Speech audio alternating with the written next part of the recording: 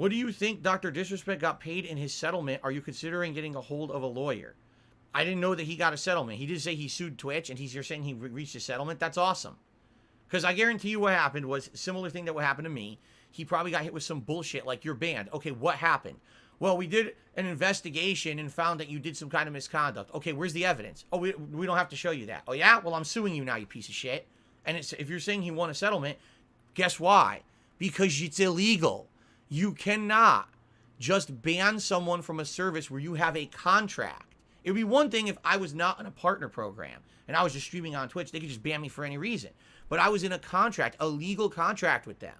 They don't just have the ability to say we sever the contract without evidence of wrongdoing.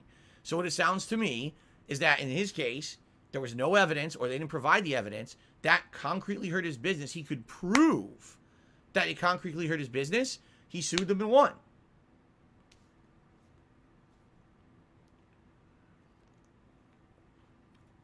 Hobo X says it was suddenly resolved without warning. Likely means they settled out of court and we'll never know why. Right, because that's part of those settlement agreements. Is that when you hit the settlement, you can't legally talk about it ever again. Yeah. But that's the thing, like, anyone who has a contract like that, okay?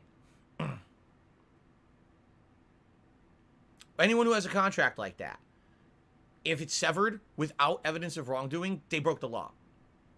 It's true.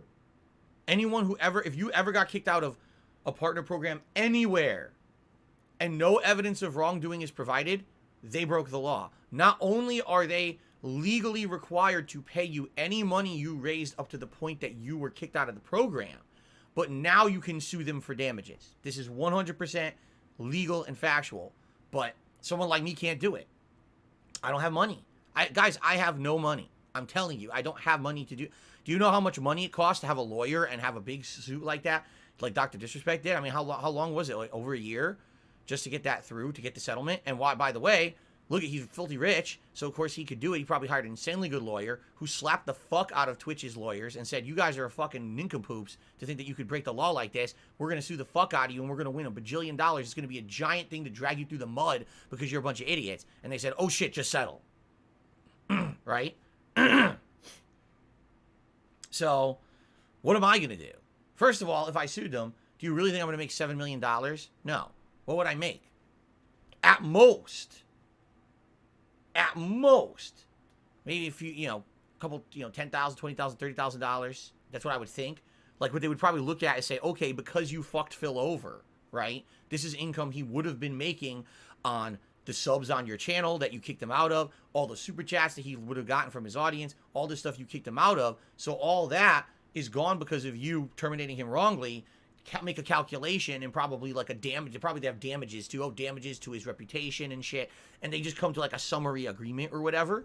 It wouldn't be worth it. I don't have the money and the time to do it. I wish I was like Dr. Disrespect and I was immune to this kind of shit. I'm not. That's the problem. And a lot of people have said over the years, Phil, why do you really think that trolling and shit like that has hurt you so much? Because I'm not big like everyone else. Don't you think that other big streamers and content creators have trolls? But they're so big, they're immune to it.